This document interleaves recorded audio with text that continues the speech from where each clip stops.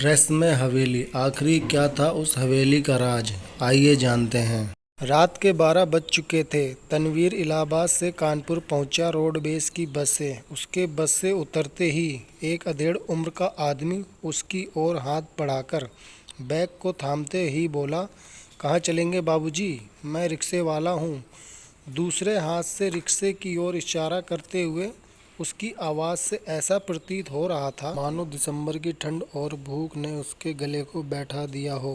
तभी तो वो भागता हुआ पहुंचा था अपनी सवारी के पास। तनवीर ने उसकी ओर देखते हुए कहा, बड़ी हवेली चमनगंज जाना है, कितने लोगे? 1978 की उस कड़ाके की ठंड में केवल 4 रिक्शे वाले और 2 तांगे वाले दिख रहे थे।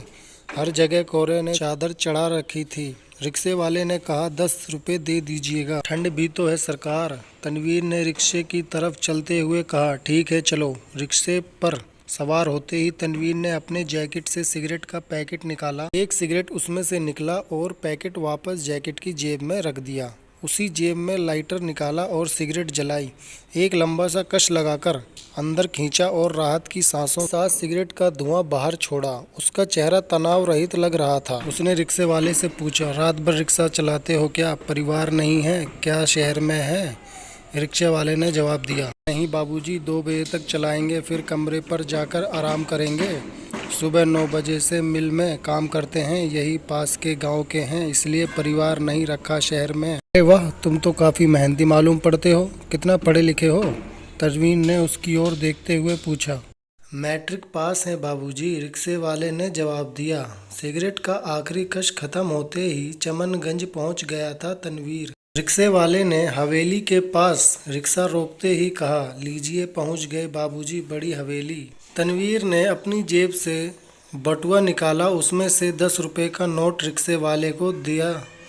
फिर बटुआ जेब में रखते ही बैग को कंधे पर टांग लिया और हवेली की तरफ बढ़ने लगा। हवेली के गेट पर चौकीदार बैठा था। उसे तनवीर के आने की खबर शायद पहले से ही थी, इसलिए तो उसने नाम सुनते ही गेट खोल दिया। तनवीर हवेली के मुख्य दरवाजे की ओर बढ़ा। चौकीदार ने उसके हाथ से बैग लेकर अपने कंधे पर टांग लिया था और दूसरे हाथ से लालटेन थाम रखी थी। दरवाजे के पास पहुंचकर उसने कुंडा खटखटाया। कुछ देर में दरवाजे को एक 18 साल की सुंदर लड़की ने खोला। उसने तनवीर की ओर देखते ही एक नादान सी मुस्कान अपने चेहरे पर झलकाई। तनवीर भी उसकी ओर देखकर मुस्कुराते हुए बोला, तुम शहनाज हो ना? डॉक्टर अंकल की बेटी, कितनी बड़ी हो गई हो। शहनाज ने उसे उसकी अम्मी के कमरे की ओर चलने का इशारा करते हुए कहा, आप भी तो कितने खूबसूरत हो गए। शहनाज ने उसे उसकी अम्मी के कमरे की ओर चलने का इशारा करते हुए कहा, आप भी तो कितने खूबसूरत हो गए हैं। उसने जारी रखा, अब आंटी को देखने वाला कोई नहीं था, इसलिए मुझे पापा ने रुकने को कहा, लेकिन अब आप भी आ गए हैं तो एक से भले दो।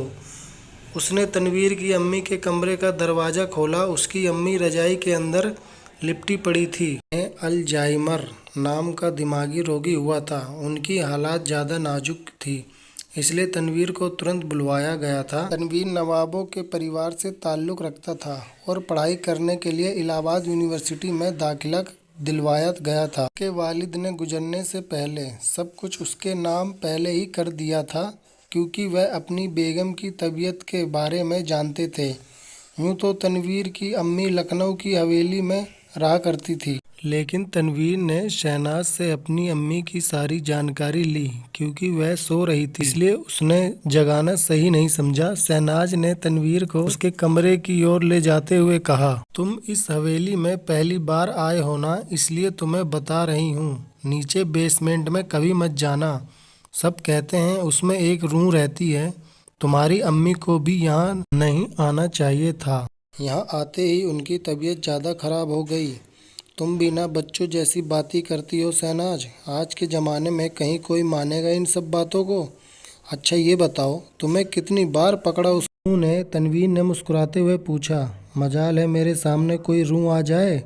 मेरे गले में पीर बाबा का तावीज़ है, तुम्हारे लिए भी ला दूंगी, शहनाज ने इतराते हुए कहा। उसने एक कमरे के दरवाजे के सामने रुकते ही कहा, लीजिए हुजूर, आपका कमरा आ गया। तनवीर ने दरवाज़ा खोला और अंदर बिस्तर की ओर बढ़ा। वो काफ़ी थक चुका था। उसने तुरंत ही खुद को बिस्तर पर फेंक दिया। शहनाज ने उसकी ये हरकत देखी और लालटेन को टेबल पर रख दिया जो बिस्तर के पास ही था। फिर तनवीर की ओर देखते हुए कहा, अच्छा अब मैं चलती हूँ, तुम भी आराम से सो जाओ, सुबह बातें करेंगे। तनवीर ने उसकी ओर देखते हुए कहा, गुड नाइट। शहनाज ने भी इसका जवाब गुड नाइट बोलकर दिया। तनवीर को रात में प्यास लगी, उसकी नींद खुल गई। उसने घड़ी में देखा तो सुबह के 3 बजे हुए थे। वो बिस्तर से उठकर रसोई की तरफ बढ़ा। इतने में एक आवाज़ ने उसका ध्यान अपनी ओर आकर्षित कर लिया। वो आवाज़ शायद बेसमेंट से आ रही थी। आवाज़ धीरे धीरे तेज होने लगी। ऐसा लग रहा था जैसे कोई अपने हाथों से दरवाजे को जोर जोर से पीट रहा हो। वीर के कदम रुके नहीं। वो सीधा बेसमेंट की ओर लपका और दरवाजे के सामने खड़े होकर आश्चर्य के स्वर में पूछा, कौन है, कौन है अंदर? तनवीर ने अपने कान दरवाजे पर रख दिए ताकि सुन सके कि अंदर से कोई आवाज़ आती है या नहीं। लेकिन इतने में 2 भयानक हाथ दरवाज़ा तोड़ते हुए बाहर निकलकर तनवीर को गर्दन सहित पकड़ लेते हैं। तनवीर अपनी आंखों को बंद करके जोर से चिल्लाया, बचाओ बचाओ। जब आंखें खुली तो देखा सुबह हो चुकी थी। सूरज सिर पर आ चुका था और चिड़िया की आवाज़ें से सारा वातावरण उत्साहित हो रहा था।